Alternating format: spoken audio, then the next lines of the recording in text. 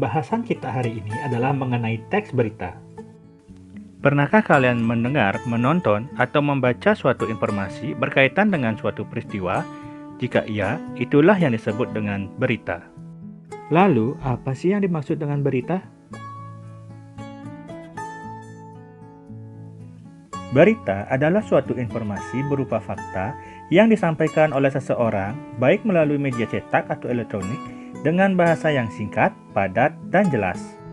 Pembahasan selanjutnya adalah mengenai unsur-unsur berita.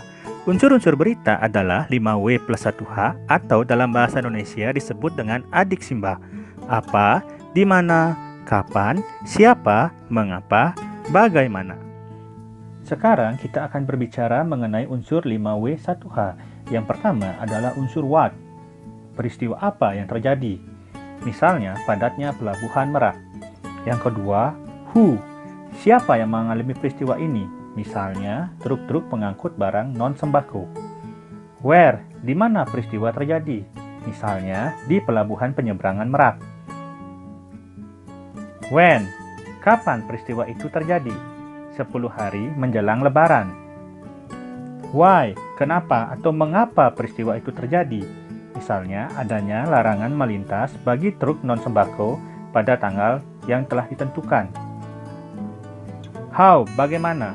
Bagaimana proses terjadinya peristiwa? Proses tersebut menyebabkan antrean truk di pintu masuk kapal. Selanjutnya, kita akan membahas mengenai struktur dan unsur kebahasaan teks berita. Struktur teks berita. Struktur teks berita menggunakan pakem piramida terbalik. Artinya, bagian yang paling atas adalah yang terpenting hingga bagian yang terbawah dianggap yang kurang penting. Yang pertama, ada judul berita. Judul berita mencirikan berita apa yang diangkat. Yang kedua, ada teras berita. Teras berita merupakan bagian yang paling penting. Teras berita sering juga disebut dengan lead atau kepala berita. Di bagian ini berisi pokok-pokok 5W plus 1H. Selanjutnya adalah tubuh berita atau body berita.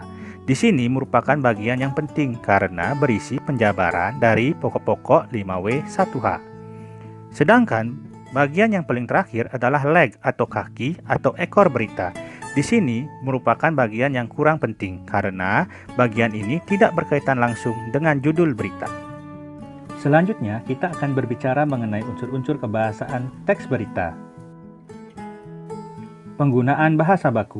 Bahasa standar lebih mudah dipahami oleh umum. Bahasa-bahasa yang bersifat populer atau yang kedaerahan akan dihindari oleh media-media nasional. Contoh bahasa baku, wisatawan, masyarakat, kualitas. Penggunaan kalimat langsung. Penggunaan kalimat langsung ditandai oleh tanda petik ganda dan disertai keterangan penyertanya. Penggunaan kalimat langsung terkait dengan pengutipan pernyataan-pernyataan oleh narasumber. Contoh, bantuan sudah ada, tegasnya. Konjungsi bahwa. Konjungsi bahwa berfungsi sebagai penerang kata yang diikutinya.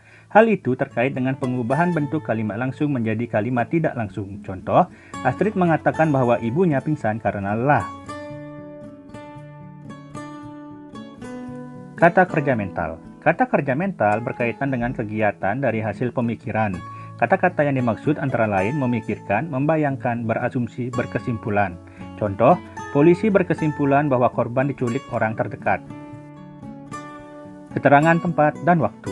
Penggunaan keterangan tempat dan waktu sebagai konsekuensi perlunya kelengkapan unsur berita yang mencakup unsur kapan dan di mana. Contoh, sekitar pukul 12.45 WITA, PMI telah sampai di Bandara Ngurah Rai. Konjungsi temporal. Konjungsi temporal berkaitan dengan pola penyajian berita yang mengikuti pola kronologis atau urutan waktu. Konjungsinya antara lain sejak, setelah, awalnya, akhirnya, dan sebagainya. Contoh, setelah mendapat laporan, polisi kemudian menuju ke TKP.